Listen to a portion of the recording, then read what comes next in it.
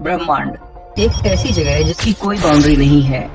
ये कितना विशाल है और कितनी तेज फैल रहा है, इसकी कोई भी सटीक वैल्यू आज तक हमारे पास नहीं है। इसी ब्रह्मांड में अरबों आकाशगंगाएं, तारे और प्लैनेट्स हैं, जिनका खुद का आकार इंसानी दिमाग को हिलाकर रख देता है। सोचिए, सूर्य जैसे तारे में 13 लाख पृथ्वी समा सकती हैं, तो कोई ऐसा भी तारा होगा जो खुद 13 लाख सूर्य को अपने आकार में समा ले। और फिर इस तारे से भी विशाल तारा जो खुद ऐसे करोड़ों तारे अपने में समाने की ताकत रखता है।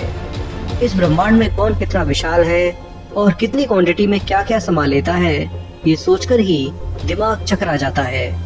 आपका पानी का गिलास 400 ml यानी 0.4 लीटर पानी समा लेता है, तो वहीं एक ऐसा टैंक जो कि 1 मीटर लंबा, 1 मीटर चौड़ा और 1 मीटर ऊंचा हो, वो अपने अंदर करीब 1000 लीटर पानी समा सकता है। इसे 1 क्यूबिक मीटर कहा जाता है और यही वॉल्यूम की यूनिट है। वहीं इससे 2500 गुना पानी और कहें तो 25 लाख लीटर पानी एक ओलंपिक साइज का स्विमिंग पूल अपने में समा सकता है। यानी इसकी वॉल्यूम 2500 क्यूबिक मीटर है और 1 क्यूबिक मीटर वॉल्यूम में 1000 लीटर पानी आता है। तो इस स्विमिंग पूल में इस हिसाब से 25 लाख लीटर पानी आराम से समा सकता है। अब आगे हम इसी यूनिट को देखते हुए पृथ्वी की सबसे विशाल चीजों से लेकर के ब्रह्मांड की सबसे विशाल चीज की गहराई तक जाकर के उसके वॉल्यूम को देखेंगे और जानेंगे कि वास्तव में इनके असीमित आकार में कितनी चीजें समा सकती हैं। ये वीडियो बहुत ही इंटरेस्टिंग रहेगा और इसे आप एक ऐसे स्केल पर समझेंगे जो आपको पक्का सोचने पर मजबूर कर देगा कि वास्तव में यूनिवर्स कितना विशाल है। तो चलिए तैयार हो जाइए और वीडियो को पूरी अटेंशन के साथ देखिए। अगर आप गीजा के ग्रेट पिरामिड को देखें तो आप इसके इस विशाल आकार में कम से कम 2 अरब 60 करोड़ लीटर तक पानी जमा कर सकते हो। ये बहुत ज्यादा है, पर ये तो अभी शुरुआत है।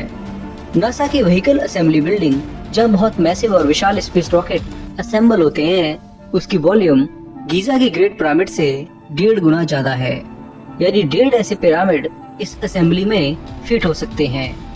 वहीं और आगे बढ़े तो इससे 100 गुना ज्यादा और कहें तो 35 करोड़ क्यूबिक मीटर पृथ्वी पर मौजूद सभी जीवित इंसानों की वॉल्यूम है। यानी सभी इंसान मिलकर के 500 अरब लीटर तक पानी अपने अंदर समा सकते हैं। हालांकि ये कुछ भी नहीं है, इससे भी 34 गुना ज्यादा वॉल्यूम भारत की सबसे बड़ी लेक इंदिरा सागर की है। इसमें इतना पानी है कि आप कल्पना नहीं कर सकते हैं। करीब 300 अरब इंसानों के बराबर इसकी वॉल्यूम है, पर ये लेक भी दुनिया की विशाल लेक के सामने नहीं टिकती है। साइबेरिया की सबसे गहरी लेक है लेक बाइकाल, जो कि फ्रेश वाटर की सबसे बड़ी लेक है। अगर इसकी वॉल्यूम की बात करें तो ये भारत की सबसे बड़ी लेक और कहें तो रिजर्वायर इंदिरा सागर से 1900 गुना विशाल है। दूसरे शब्दों में कहें तो अगर आप लेक बाइकाल को सुखा दो और रोज इसे इंदिरा सागर के पानी से भरो तो भी इस काम में आपको 5 साल लगेंगे। इसी से आप इसके आकार को समझ सकते हो। पर इस लेक से 650 गुना ज्यादा वॉल्यूम शनि ग्रह की रिंग्स की है। जितना पानी लेक बाइकाल स्टोर कर सकती है, उससे 650 गुना ज्यादा पानी शनि ग्रह की रिंग्स में समा जाता है। हालांकि ये रिंग्स देखने में पृथ्वी से विशाल लगती हैं, पर अगर इसकी तुलना पृथ्वी पर मौजूद सभी समुद्रों से करें तो इसकी वॉल्यूम उनसे 86 गुना कम होगी।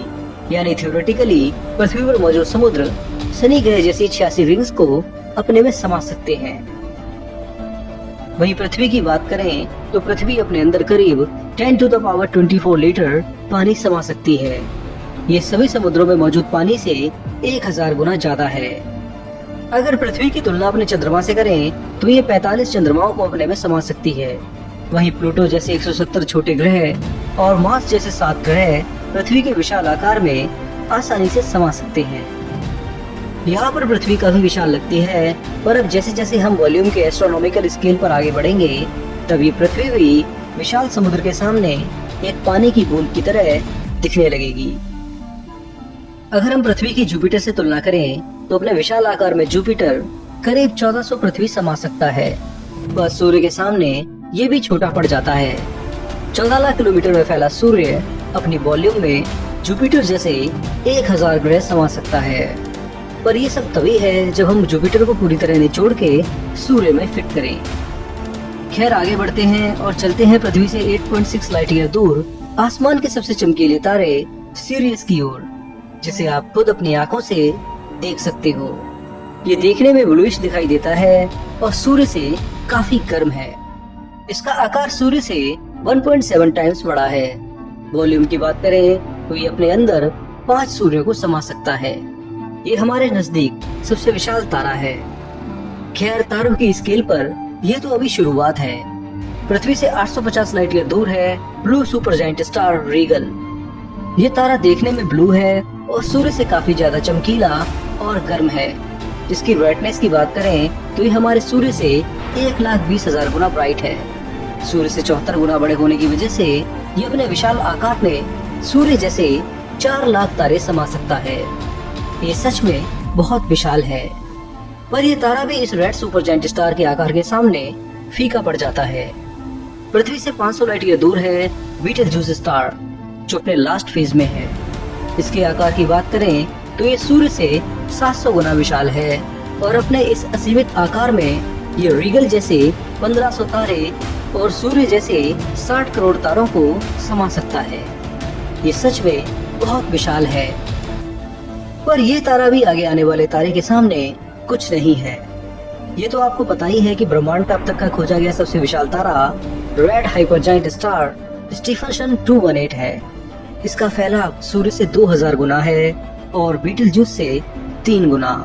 अगर इसकी वॉल्यूम की बात करें तो अपने इस महाविशाल का आकार में ये बीटलजूस जैसे 27 तारों को समा सकता है और सूर्य जैसे तो इसके अंदर 10 अरब तारे आसानी से समा जाएंगे। पृथ्वी से तो इसकी कोई कंपैरिजन ही नहीं है।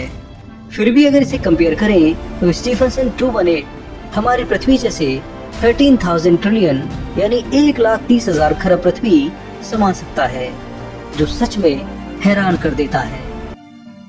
पर ये तारा भी आगे आने वाले ऑब्जेक्ट्स के सामने एक कंचे के बराबर ही है।